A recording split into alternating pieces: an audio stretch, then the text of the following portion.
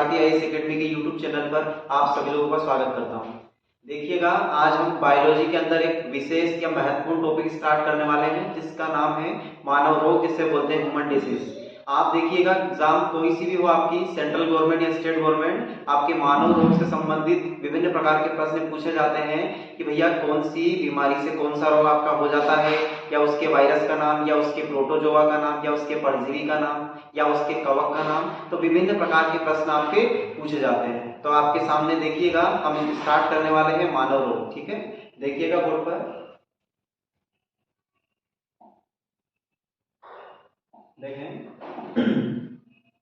सबसे पहले हम स्टार्ट करने वाले हैं मानव रोग, स्टार्ट करने वाले हैं। अगर मानव रोग की बात करें तो मानव रोग दो प्रकार के हैं, एक तो आपका है जन्मजात रोग और दूसरा है उपार्जित रोग। अब जन्मजात रोग को हम अगर देखना चाहें तो हम देखेंगे कि वे रोग जो जन्म के समय से ही शरीर में होते हैं या शरीर में विकसित होते हैं। तो ऐसे रोग जो जन्म से ही हमारे शरीर में रहते हैं उन्हें कहा जाता है जन्मजात रोग। फिर दूसरे नंबर पर आपके सामने है उपार्जित रोग। तो आप सुनेंगे कि उपार्जित रोग किसे कहते हैं, जन्म के बाद जो रोग शरीर में होता है। इसका मीन्स ये है कि हमारे जन्म होने के बाद में जो भी रोग हमारे शरीर के अंदर विकसित या होता है उसे कहा जाता है उपार्जित रोग। ठीक है, अब उपार्जित रोग को दो प्रकार से डिस्क्राइब किया गया है, पहला है संक्रामक रोग और दूसरा कहा गया है असंक्रामक रोग।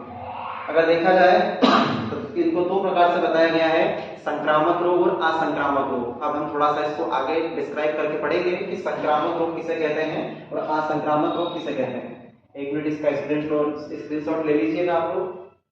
चलो आगे चलते हैं। आगे बताया गया है आपके सामने संक्रामक रोग, थोड़ा सा आगे निकल गया है। चलो देखिएगा, बताया गया है संक्रामक रोग कि संक्रामक रोग किसे कहते हैं। तो सबसे पहले इसे देखेंगे कि ऐसे रोग जो वायु, जल, भोजन तथा शारीरिक संपर्क के द्वारा एक व्यक्ति से दूसरे व्यक्ति को होता है। देखो उसमें माध्यम बताए गए हैं कि एक व्यक्ति को दूसरे व्यक्ति से किस प्रकार ये रोग फैलता है, जिसे हम संक्रामक रोग बोलते हैं। तो वायु के द्वारा, जल के द्वारा, भोजन के द्वारा और शारीरिक संपर्क में आने से एक व्यक्ति से दूसरे व्यक्ति को फैलता है, उसे कहा जाता है संक्रामक रोग। एग्जाम्पल दिया गया है हैजा, चेचक, छोटी माता, कुष्ठ रोग, खसरा और इत्यादि। ठीक है, इसके बाद हम सेकंड देखने वाले हैं असंक्रामक रोग। तो असंक्रामक रोग ऐसे रोग हैं जो एक व्यक्ति से दूसरे व्यक्ति को नहीं फैलते हैं। ठीक है, जैसे हृदय रोग हो गया, मधुमेह हो गया। इसका मीन्स ये है कि ये ऐसा रोग है कि ये जल, वायु, हवा या एक दूसरे के संपर्क के माध्यम से नहीं फैलता है। जैसा अगर हम हृदय रोग की बात करें, जैसे हम हार्ट अटैक बोलते हैं, तो ऐसा नहीं होता है कि अगर एक व्यक्ति को हार्ट अटैक की समस्या है, अगर कोई उसके पास आकर बैठ जाएगा तो दूसरे के भी हार्ट अटैक हो जाएगा, ऐसा बिल्कुल नहीं है। तो यह रोग किसी भी प्रकार से नहीं फैलता है। ठीक है, इसके बाद दिया है मधुमेह। ठीक है, चलो आगे देखेंगे हम, इसका स्क्रीनशॉट ले लीजिए आप लोग। चलो आगे स्टार्ट करते हैं।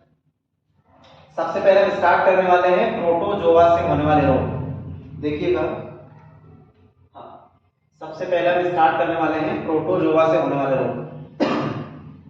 ये लिखा प्रोटोजोआ से होने वाले रोग। तो इसके लिए ट्रिक बनाई गई है आपके लिए, ताकि आपको आसानी से याद रहे कि प्रोटोजोआ से होने वाले रोग कौन कौन से हैं। ठीक है, देखिएगा,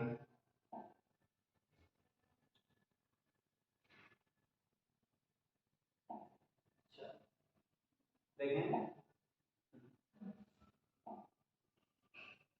बनाया गया है कि पानी पे मक्का। ठीक है, तो यहाँ से ये जो भी कोडिंग आपके सामने कोड लिखा गया है, इसके अंतर्गत हम देखेंगे कि कौन से जो आपका शब्द लिखा है या कौन सा अक्षर लिखा है उससे कौन सा रोग बनने वाला है। तो सबसे पहले आपके सामने लिखा, देखो पा लिखा है, तो इस पा से हम डिस्क्राइब करेंगे पायरिया को। किसे डिस्क्राइब करेंगे, पायरिया। इसके बाद आपके सामने लिखा है नी, तो नी से होगा आपका निद्रा रोग, जिसे हम सोने की बीमारी भी बोलते हैं। ठीक है, इसका पे लिखा है, तो पे का मीन्स है पेचिस। क्या होता है, पेचिस। आगे लिखा माँ, यानी कि माँ से हम देखेंगे तो माँ से होगा मलेरिया। और लास्ट में लिखा का, तो इसका मीन्स होगा काला ज्वर। तो हम यहाँ से एक बार और समझेंगे, पानी पे मक्का इसका मीन्स है, पा से हो जाएगा पायरिया, नी से हो जाएगा निद्रा रोग, पे से हो जाएगा पेचिस, मा से हो जाएगा मलेरिया और लास्ट में लिखा है का। इस का मीन से हो जाएगा काला ज्वर। अब इनको हम एक एक करके डिस्क्राइब करके पढ़ेंगे। इसके प्रोटोजोआ का नाम क्या है, इसका वाहक क्या है, इसके लक्षण कौन से हैं, इससे प्रभावित अंग कौन से हैं। तो सबसे पहले हम स्टार्ट करेंगे, आपके सामने दिख रहा होगा पायरिया, इसे स्टार्ट करने वाले हैं। ये लिखा आपके सामने पायरिया। तो देखें, यह रोग एंट अमीबा जिंजीवेलिस, क्या लिखा गया है, एंट अमीबा जिंजीवेलिस नामक प्रोटोजोआ से होता है। तो प्रश्न हमारे सामने एग्जाम में आ जाए कि पायरिया का जो प्रोटोजोआ या परजीवी, ये जो प्रोटोजोआ है इसे परजीवी भी कहते हैं। क्या कहते हैं, परजीवी। अगर एग्जाम में प्रश्न आ जाए कि पायरिया का जो प्रोटोजोआ है वो कौन है, तो वो एंट अमीबा जिंजीवेलिस है, याद रखिएगा, ठीक है। फिर बोला गया है कि इसका जो लक्षण है वो क्या है, इसका लक्षण है मसूड़ों से ब्लड का निकलना। आप ऑब्वियसली जानते हैं कि जो पायरिया रोग होता है ना, वो विटामिन सी की कमी से होता है। आपको पता होगा कि अगर हम खट्टे फलों का सेवन नहीं करेंगे तो जो हमारे मसूड़े रहते हैं उसके अंदर से रक्त का बहाव या रक्त निकलने लगता है, उसे कहा जाता है पायरिया। अब इसका इलाज क्या है, तो इसका जो इलाज है अगर देखा जाए तो आपको नॉर्मली खट्टे फलों का सेवन करना चाहिए, ठीक है। विटामिन सी को आपको प्रचुर मात्रा में लेना चाहिए ताकि आप पायरिया से ग्रसित ना हो और आपके मसूड़े से रक्त ना निकले। अगर इसके बाद हम आगे देखें तो आप इसका स्क्रीनशॉट ले लीजिएगा। आगे चलते हैं। इसमें बताया गया है कि जो आपका पायरिया है उससे मसूड़े प्रभावित होते हैं, ठीक है, और उसका जो प्रभावित अंग है उसका नाम है मसूड़े। अब आपको पता है कि अगर ये रोग मसूड़े में होगा तो प्रभावित अंग भी कौन सा होगा, मसूड़े ही होगा, ठीक है। फिर आगे देखा गया है कि इस रोग के व्यक्ति को विटामिन सी युक्त पदार्थ प्रचुर मात्रा में लेना चाहिए। हमने भी आपको यही कहा था कि नॉर्मली विटामिन सी की कमी से ये पायरिया हुआ है, तो विटामिन सी का प्रचुर मात्रा में सेवन करना चाहिए जिससे पायरिया रोग ना हो। अगर विटामिन सी की बात करें तो थोड़ा सा यहाँ से देखेंगे आप। अगर विटामिन सी की बात करें आपके सामने, तो विटामिन सी का जो रासायनिक नाम होता है, क्या होता है, रासायनिक नाम, विटामिन सी का रासायनिक नाम होता है एस्कॉर्बिक अम्ल या एस्कॉर्बिक एसिड, एस्कॉर्बिक एसिड होता है, ठीक है। इसके बाद आपको बता दिया जाए कि 1920 में विटामिन सी की खोज की गई है, ठीक है। याद रखिएगा कि 1920 में विटामिन सी की खोज की गई है। इसका रासायनिक नाम एस्कॉर्बिक अम्ल है और इसकी कमी से पायरिया और इसका भी होता है, क्या होता है, पायरिया और इसका भी होता है, ठीक है। और इसका सबसे मुख्य जो स्रोत है विटामिन सी का वो है आंवला। क्या है, आंवला। या नॉर्मली आप देखें तो जितने भी प्रकार के खट्टे फल होते हैं वो विटामिन सी के मुख्य स्रोत होते हैं, लेकिन ये सबसे मुख्य स्रोत जो है विटामिन सी का वो है आंवला, ठीक है। चलो आगे हम देखते हैं। आगे लिखा गया है निद्रा रोग, जिसे हम कहते हैं सोने की बीमारी। आपने सुना होगा, बहुत सारे लोगों को लगता है कि हमें तो दिन भर नींद ही नींद आती है, बिल्कुल हमारी तो आंख उजागर करने की इच्छा ही नहीं होती, बस बिस्तर में सोते रहो, ठीक है। उसे कहा जाता है निद्रा रोग यानी कि सोने की बीमारी। अब हम देखेंगे कि इसका जो प्रोटोजोआ है वो कौन सा है, इसका वाहक कौन सा है और इससे प्रभावित अंग कौन सा है और इसके लक्षण क्या है, जिससे हमें पता चले कि ये निद्रा रोग हमें हो गया है या फिर नहीं। आगे देखेंगे। बताया गया है कि जो यह रोग है ट्रिपेनासोमा नामक परजीवी के द्वारा होता है। ध्यान से सुनेंगे, हमसे एग्जाम में अगर पूछ ले कि निद्रा रोग किसके द्वारा या किस परजीवी के द्वारा होता है, तो उसका नाम होता है ट्रिपेनासोमा नामक परजीवी, ठीक। इस रोग का जो वाहक होता है वो कहा जाता है सीसी मक्खी को। बहुत बार एग्जाम में आया है कि जो आपका निद्रा रोग है इसका जो वाहक है वो कौन सी मक्खी है, तो उसको कहा जाता है सीसी मक्खी। क्या कहा जाता है, सीसी मक्खी। इसके बाद बोला गया है प्रभावित अंग, तो प्रभावित अंग क्या है आपका, मस्तिष्क। अगर आपको नींद आएगी तो नॉर्मल अगर आप देखें तो जो आपका मस्तिष्क है वही डिसाइड करेगा। अगर मस्तिष्क में अगर इससे कुछ भी संकेत मिलता है, जैसे कि आपको नींद आती है, अगर आपका मस्तिष्क ही न्यूट्रल हो जाएगा तो फिर आपके हाथ पैर कैसे काम करेंगे, आपको दिन भर क्या आएगी, नींद आएगी, ठीक है। तो ये किसकी कमी से होगा, निद्रा रोग आपको ट्रिपेनासोमा परजीवी से। इसका जो वाहक है वो सीसी मक्खी है और जो इसका प्रभावित अंग है वो मस्तिष्क है, यानी जो आपका मस्तिष्क है उसे ये न्यूट्रल कर देगा, ठीक है। इसके बाद जो इसका लक्षण है वो है शारीरिक तथा मानसिक निष्क्रियता और बहुत नींद के साथ बुखार। तो इसको देखने से ही आपको अंदाजा लग गया होगा कि शारीरिक और मानसिक निष्क्रियता मतलब आपको शारीरिक रूप से आपको बिल्कुल न्यूट्रल कर दिया जाएगा और मानसिक रूप से, और बहुत तेज तो आपको नींद आएगी पर साथ साथ आप बुखार के भी शिकार हो जाएंगे, ठीक। आप लोगों को इतना समझ में आया होगा। चलो इसका स्क्रीनशॉट ले लीजिए आप लोग, फिर हम आगे चलते हैं। चलो, इसके बाद बताया गया है पेचिस, है देखो यार, फिर बताया गया है पेचिस रोग। अब पूछा जाएगा कि जो पेचिस रोग होता है इसके प्रोटोजोआ या फिर परजीवी का नाम क्या है। तो यहाँ लिखा है एंट अमीबा हिस्टोलिका या हिस्टालिटिका, ऐसा बोला जाता है कि इसके परजीवी का नाम क्या है। तो एंट अमीबा हिस्टालिटिका नामक प्रोटोजोआ से कौन होता है आपको, पेचिस होता है। फिर आगे देखेंगे कि पेचिस से जो प्रवाहित अंग है वो आपका आंत है।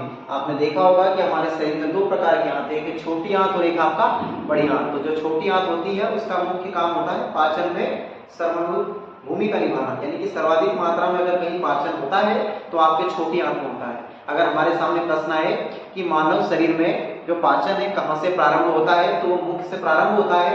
और सर्वाधिक मात्रा में अगर पाचन का पूछे यानी कि डाइजेस्ट सिस्टम, तो सर्वाधिक मात्रा में पाचन हमारे छोटी आंत से होता है। ठीक है, आगे देखेंगे।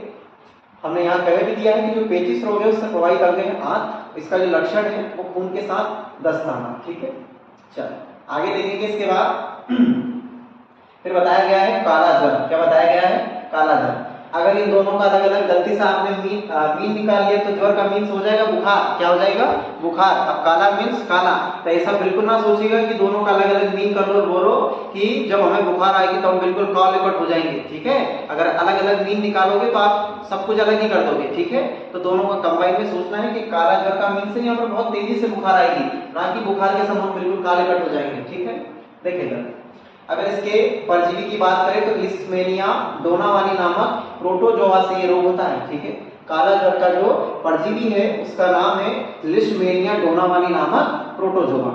ठीक है, इसके आगे फिर बताया गया प्रवाहित अंग। तो प्रवाहित अंग जो आपका है वो है अस्थि मज्जा, और अस्थि मज्जा को कहा जाता है बोन मेरो। क्या कहा जाता है, बोन मेरो। थोड़ी सी इसकी जानकारी सुने आप। अगर अस्थि मज्जा की बात करें तो यहाँ से बात आई होगी आरबीसीज की। ठीक है, आप लोगों को पता होगा आरबीसीज के बारे में। आरबीसीज को कहा जाता है लाल रक्त कणिकाएं। क्या कहा जाता है, लाल रक्त कणिकाएं। इन्हें कहा जाता है रेड ब्लड कॉर्पस या रेड ब्लड सेल। इसी आरबीसीज का जो अन्य नाम है उसे कहा जाता है एरिथ्रोसाइट्स। क्या कहा जाता है, एरिथ्रोसाइट्स। और आरबीसीज का जो जन्म होता है वो आपका आरबीसीज का जन्म होता है अस्थि मज्जा में। कहाँ होता है, अस्थि मज्जा में होता है, जिसे कहा जाता है बोन मेरो। क्या कहा जाता है, बोन मेरो। और उसके बाद में जहां इसकी मृत्यु होती है आरबीसीज की उसे कहा जाता है प्लीहा। क्या कहा जाता है, प्लीहा कहा जाता है, जिसे स्प्लीन भी कहते हैं। तो हम बात करने वाले अस्थि मज्जा की। तो आपके सामने प्रश्न आ जाए कि जो आपका आरबीसी से उसका जन्म कहां पर होता है, तो आरबीसी का जन्म होता है अस्थि मज्जा में, जिसे हम बोन मेरो के नाम से जानते हैं। और आरबीसी की जहां मृत्यु होती है उसे कहा जाता है प्लीहा यानी कि स्प्लीन। ठीक, आरबीसी को रेड ब्लड सेल्स या लाल रक्त कणिका के नाम से जानते हैं। और इसका जो अन्य नाम है वो है एरिथ्रोसाइट्स। आरबीसी के जीवन काल की बात करें तो आरबीसी का जीवन काल 20 से लगाकर 120 दिन के आसपास का होता है। ठीक है, चलो और एक और बात सुनेंगे, आरबीसी के अंदर केंद्रक नहीं पाया जाता, अनुपस्थित रहेगा। चलो फिर इसमें बताया गया है आपके काला ज्वर में लक्षण। तो देखो मैंने स्टार्टिंग में ही आपको बोल दिया था कि इसमें आपको बहुत तेज बुखार आएगी। ठीक है, तो याद रखिएगा काला ज्वर का जो लक्षण है वो है बहुत तेज बुखार। ठीक है, चलो अब हम आगे चलते हैं और पहले स्क्रीनशॉट ले लीजिए इसका। चलो आगे, हाँ फिर पेचिस के बाद हम देखेंगे कि ये पेचिस रोग होता है, इसका जो वाहक है वो कौन है। चलो थोड़ा सा देखेंगे। हाँ, जो पेचिस रोग होता है इसका जो वाहक होता है वो होता है बालू मक्खी। कौन होता है, बालू मक्खी। ध्यान से याद रखिएगा कि जो पेचिस होता है इसका वाहक होता है बालू मक्खी। ठीक,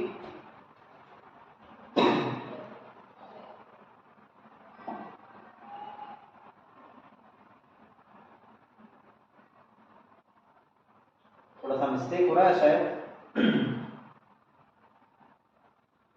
डबल से टाइप हो गया थोड़ा सा। चलो देखिएगा, ये दो फैक्ट आ गए थे इसमें कि पेचिस से जो प्रवाहित अंग है आपका वो अस्थि मज्जा है, और लक्षण भी आ गया था कि इसमें तेज बुखार आती है। ये एक फैक्ट छूट गया है, इसे देख लेंगे आप कि जो इस रोग का वाहक होता है वो होता है बालूमक्खी। तो ध्यान से याद रखिएगा कि जो पेचिश रोग होता है इसके वाहक कौन होता है? बालूमक्खी। चलो आगे देखिएगा, इस प्रश्न को आप बहुत ठीक से समझेंगे।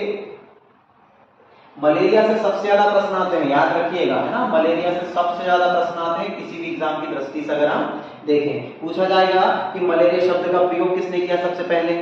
मलेरिया का जो परजीवी होता है प्रोटोजोआ, इसको सबसे पहले किसने डिस्क्राइब किया? फिर ये मलेरिया, ये जो मलेरिया होता है ये एक्चुअली परजीवी के द्वारा ही होता है, इसे किसने डिस्क्राइब किया? मलेरिया किससे होता है वो बताना पड़ेगा, प्रोटोजोआ या परजीवी से। फिर मलेरिया का वाहक कौन है वो बताना पड़ेगा। मलेरिया से प्रभावित अंग क्या है वो बताना पड़ेगा। मलेरिया के लक्षण क्या है वो बताना पड़ेगा। तो मलेरिया को आपको बहुत ध्यानपूर्वक समझना है, देखेंगे बोर्ड के ऊपर। सबसे पहले बताया गया है कि जो यह रोग है इसका जो परजीवी है ना उसका नाम है प्लाज्मोडियम। क्या है? ध्यान से सुनेंगे कि जो ये रोग है ना मलेरिया, इस मलेरिया का जो परजीवी है उसका नाम है प्लाज्मोडियम। क्या है? प्लाज्मोडियम। सेकेंड बार देखेंगे कि इस रोग का जो वाहक है ना जिसके माध्यम से यह फैलता है तो उसको कहा जाता है मादा एनाफिलीज मच्छर। ध्यान से देखिएगा, इन दोनों में कभी भी आपको कंफ्यूज नहीं होना है, ठीक है। मलेरिया का जो परजीवी है जिसे प्रोटोजोआ कहते हैं उसका नाम तो है प्लाज्मोडियम, और जो इसका वाहक है उसे कहा जाता है मादा एनाफिलीज मच्छर, ठीक है। फिर इसका जो प्रवाहित अंग है तो याद रखिए इसका प्रवाहित अंग है प्लीहा, जिसे हम लोगों ने अभी कहा था स्प्लीन। क्या कहा था? स्प्लीन। और इसे आरबीसीज का कब्रिस्तान कहते हैं। क्या कहते हैं? आरबीसीज का कब्रिस्तान, है ना। बहुत सारे एग्जाम आया है कि लाल रक्त कणिकाओं का कब्रिस्तान किसे कहा जाता है? तो लाल रक्त कणिकाओं का कब्रिस्तान आपके प्लीहा या स्प्लीन को कहा जाता है, और मलेरिया के द्वारा जो प्रवाहित होता है उसका नाम है प्लीहा, ठीक। इसका जो लक्षण है वो जाड़े के साथ बुखार आना, यानी कि इसमें भी आपको बहुत तेजी से क्या आएगी? बुखार आएगी, ठीक है। चलो इसका आप स्क्रीनशॉट ले लीजिए पहले, फिर हम आगे बढ़ते हैं। तो बताया है कि इसके अंदर आरबीसी की संख्या में क्या होगी? कमी हो जाएगी। अब आपको पता है कि जब हमारे प्लीहा को प्रभावित करेगा, आपको अच्छे से मालूम है कि जो आरबीसी का कब्रिस्तान है वो कौन है? प्लीहा है। जब ये प्लीहा को ही प्रभावित करेगा तो इसके अंदर जो उपस्थित आरबीसी है उनकी क्या हो जाएगी? मृत्यु हो जाएगी। तो ऑब्वियसली जब आपको मलेरिया होगा तो आपके शरीर में आरबीसी की संख्या में क्या आ जाएगी? कमी आ जाएगी, ठीक है। इसके बाद मलेरिया को थोड़ा सा डिस्क्राइब करके पढ़ेंगे। यहाँ पर देखो आपके सामने लिखा है मलेरिया से संबंधित कुछ तथ्य। सबसे पहले लिखा गया है कि जो मैकुलाच नामक वैज्ञानिक है जिन्होंने 1827 में सर्वप्रथम मलेरिया शब्द का प्रयोग किया था। तो बहुत बार एग्जाम आया है कि सर्वप्रथम मलेरिया शब्द का प्रयोग किस वैज्ञानिक के द्वारा किया गया? तो सर्वप्रथम मलेरिया शब्द का प्रयोग मैकुलाच नामक वैज्ञानिक के द्वारा किया गया सन 1827 ईस्वी में, ठीक। सेकेंड आप देखेंगे कि मलेरिया परजीवी जो आपका प्लाज्मोडियम है इसकी खोज किसने की? तो इसकी खोज लेवरन नामक वैज्ञानिक ने 1880 में की, ठीक है। अगर कोई हमसे एग्जाम में पूछे या एग्जाम में प्रश्न आ जाए कि जो मलेरिया का परजीवी होता है उसका नाम होता है आपका प्लाज्मोडियम, उसकी खोज किसने की? तो 1880 ईस्वी के अंतर्गत जो आपके लेवरन नामक वैज्ञानिक है इन्होंने की। थर्ड पॉइंट हम देखेंगे कि मलेरिया परजीवी द्वारा मलेरिया होने की जो पुष्टि कि जो ये मलेरिया का जो परजीवी है, अब यहाँ से समझेंगे कि मलेरिया का परजीवी, तो मलेरिया का जो परजीवी है उसका नाम प्लाज्मोडियम। तो प्लाज्मोडियम के द्वारा एक्चुअली आपको मलेरिया होता है या फिर नहीं, तो इसकी जो पुष्टि की है वो रोनाल्ड रोस के द्वारा की गई है और सन 1887 में। तो मलेरिया से संबंधित 3 महत्वपूर्ण फैक्ट आपके सामने लिखे हैं, इनको आप बहुत ध्यान से याद रखिएगा कि मलेरिया शब्द का प्रयोग सबसे पहले किसके द्वारा किया गया? तो मलेरिया शब्द का प्रयोग सबसे पहले मैकुलाच नामक वैज्ञानिक के द्वारा सन 1827 ईस्वी में किया गया। सेकेंड है कि जो मलेरिया का परजीवी है जिसे कहते हैं हम प्लाज्मोडियम, तो इस प्लाज्मोडियम को किसने खोजा? तो उनका जो नाम है वो है लेवरन और इन्होंने सन 1880 ईस्वी में खोजा। और थर्ड है मलेरिया से संबंधित कि जो आपका मलेरिया परजीवी है जिसका नाम है प्लाज्मोडियम, तो इस प्लाज्मोडियम के द्वारा एक्चुअली आपको मलेरिया होता है, इसकी पुष्टि किसने की? तो उन वैज्ञानिक का नाम है रोनाल्ड रोस और सन 1887 ईस्वी में उन्होंने खोजा। उम्मीद है आप लोगों को इतना समझ में आया होगा।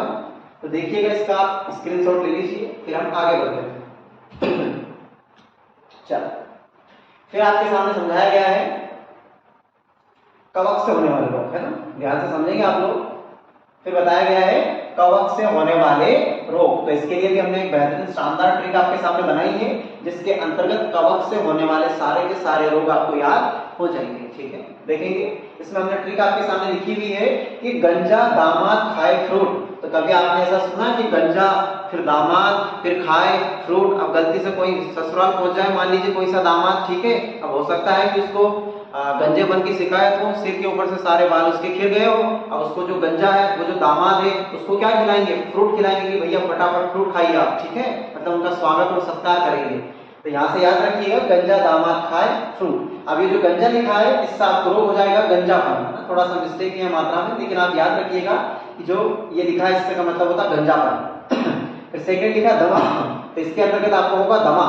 फिर लिखा है दा का मतलब होगा दाल। फिर लिखा खा, इसका मीन्स होगा खाज। और ये लास्ट में लिखा फ्रूट, तो इसका मीन्स होगा एथलीट फ्रूट। तो याद रखिएगा गंजापन, दमा, दाद, खाज और एथलीट फ्रूट, ये किससे होने वाले रोग हैं? ये कवक से होने वाले रोग हैं। अब इनको हम अलग अलग डिस्क्राइब करके पढ़ते हैं। ठीक है, सबसे पहले हम बात करेंगे गंजापन की। ठीक है, देखिएगा आपके सामने लिखा है गंजापन। तो यहाँ जो रोग है टीनिया कैपिटिस नामक कवक से होता है। एग्जाम में हमसे अगर पूछ ले कि गंजापन के कवक का नाम बताइए, तो गंजापन के कवक का नाम है टीनिया कैपिटिस नामक कवक। ठीक, फिर इसका जो लक्षण है वो सिर के बाल गिर जाना। अब हमको दूर से ही पता चल रहा है गंजापन इसका मीन्स है कि अपने सिर पे क्या बाल दिखेंगे? अरे कतई बिल्कुल एक भी बाल नहीं दिखेगा। गंजापन यानी इसका लक्षण है कि हमारे सर के ऊपर से सारे के सारे बाल खत्म हो जाएंगे। ठीक, चलो आगे चलते हैं, पर इससे पहले स्क्रीनशॉट ले लीजिए आप लोग ताकि आपको लिखने में समस्या ना हो। चलो आगे बताया गया है गंजापन के बाद में दमा।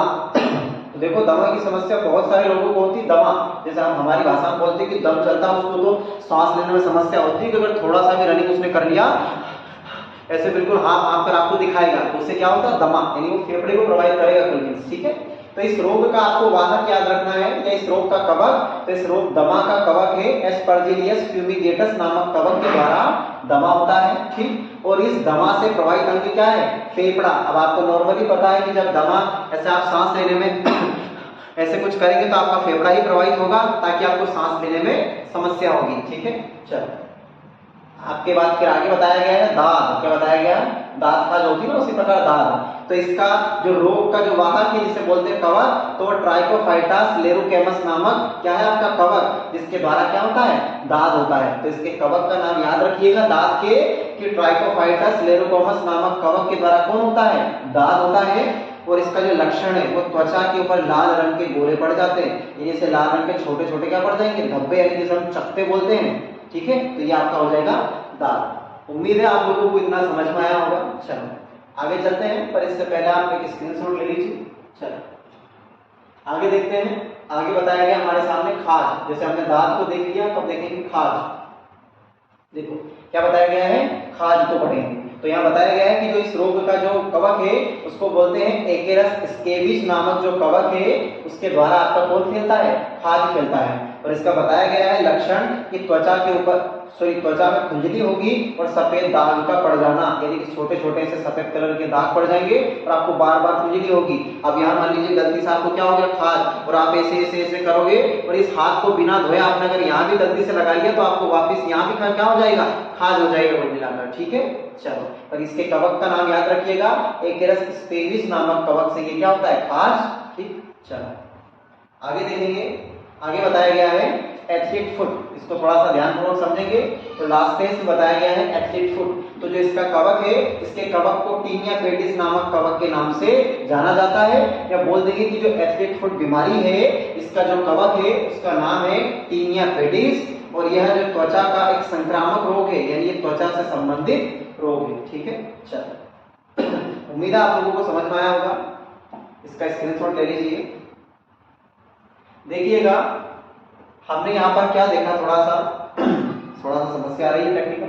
चलो देखिए, हमने अभी तक की क्लास में हमने पढ़ लिया है मानव रोग के अंतर्गत अगर हम देखें तो हमने प्रोटोजोआ से होने वाले रोग, किससे?